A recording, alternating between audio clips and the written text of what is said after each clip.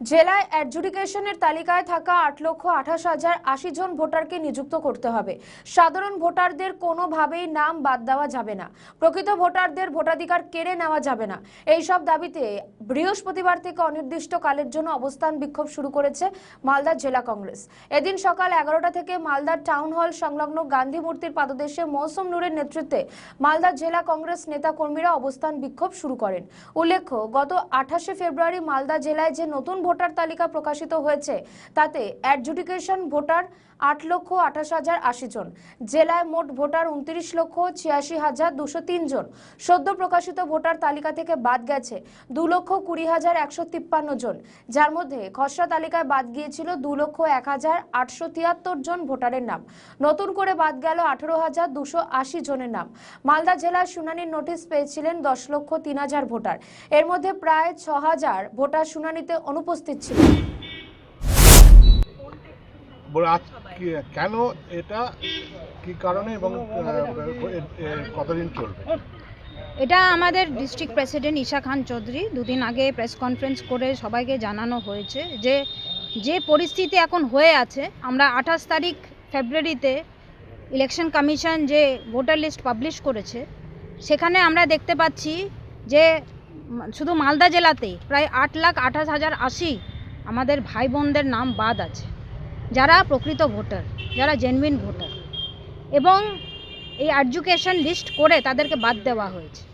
তো আমরা সেই দিনই ঘোষণা করেছিলাম যে সামনে যে নির্বাচন 2026-এর নির্বাচন, সেটাকে কেন্দ্র করে একটা strategy election commission BJP Trinamool নিয়েছে যে আমাদের মধ্যে বিভাজন করে পোলারাইজেশন করে তারা ভোটে নামতে চাইছে।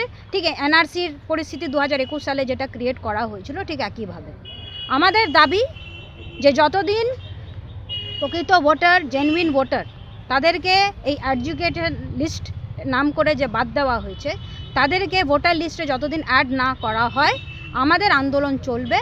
আমরা অবস্থান বিক্ষোভ আজ থেকে মালদা জেলা কংগ্রেস শুরু করলাম এবং অনির্দিষ্টকাল অবধি আমাদের চলবে। যতদিন ভোটারদেরকে এডুকেটেড লিস্ট থেকে ভোটার লিস্টে যতদিন অ্যাড না করা হয় ততদিন আমাদের আন্দোলন চলবে। এবং আমাদের পাশে একজন আমাদের এক্স এমএলএ মুত্তাকিন আলম, জিয়াউর রহমান, এক্স জেলা পরিষদের উনি ক্যান্ডিডেট ছিলেন আমাদের। এরকম আমাদের প্রচুর লিডারশিপ আছেন এবং সাধারণ মানুষ, সাধারণ কর্মী, খেটে খাওয়া মানুষ, নিরীহ মানুষ, তাদের নাম এই এডুকেটেড লিস্টে করে দেওয়া হয়েছে। এবং তারা, আমরা দেখেছিও, তারা হিয়ারিং অ্যাটেন্ড করেছিলেন, বারবার করে ওনাদেরকে হিয়ারিংয়ে ডাকা হয়েছিল, অথচ ওদেরকে বাদ দেওয়া হয়েছে। তো এই কারণে আমাদের আন্দোলন চলবে এবং যতদিন ফ্রি অ্যান্ড ফেয়ার ইলেকশন আমাদের ইলেকশন কমিশন অফ ইন্ডিয়া আমাদেরকে গ্যারেন্টি না দিতে পারে এবং এডুকেটেড লিস্ট ভোটার লিস্টে যতদিন অ্যাড না হয় আমাদের আন্দোলন চলবে। আপনি তো অনেকদিন ধরে ইলেকশনে আন্দোলন রয়েছেন, এই ভোটার লিস্টের নাম করে এত লোকে বাদ দেওয়া, এটা কি অতীতে ঘটেছে? এটা কখনোই ঘটেনি। 2002 সালেও আমরা শুনেছি, এর আগেও আমরা শুনেছি, অনেক বছর ধরে এসআইআর চলছে, কখনো এরকম গণ্ডগোল হয়নি। এর পাশের আমাদের বিহারে স্টেট ইলেকশন হলো, সেখানে এসআইআরও হয়েছে, কিন্তু লজিক্যাল ডিসক্রিপেন্সির নাম করে মানুষকে হয়রানি করা হয়নি। এবার হঠাৎ করে পশ্চিমবঙ্গকে এত, মানে সাধারণ মানুষকে এত হয়রানি কেন করা হচ্ছে, এটাই আমাদের প্রশ্ন। এবং এরা হচ্ছে আমাদের এখানকার ইন্ডিয়ান সিটিজেন, দীর্ঘদিন ধরে তারা এখানে বসবাস করছে।